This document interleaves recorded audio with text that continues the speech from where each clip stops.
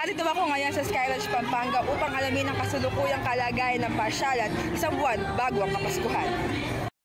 Bagamat hapon pa lamang, isang hindi matatawaran dami ng mga turista ang makikita na sa Skyranch, Pampanga.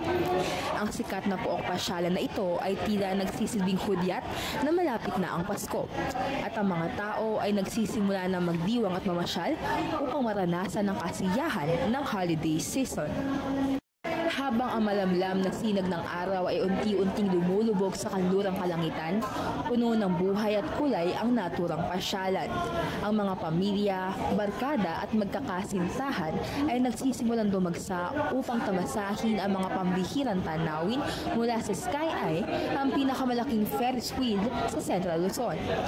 Ang mga batang nagtatakbuhan at ang mga magulang na masaya naglalakad sa pasyalan ay nagpapaalala na mag-aana simula ng pagdiriwang ng Kapaskuhan.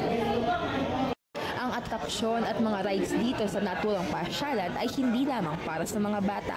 Bukod sa Sky Eye, mayroon ding mga thrilling rides tulad ng roller coaster at drop tower na talaga nakakatawag pansin sa mga mahilig sa mga adventure.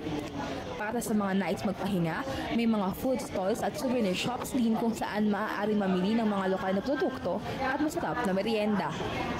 Lorraine Bubatanga for We See the Truth in Every Limitless Story, the 4 Seer News.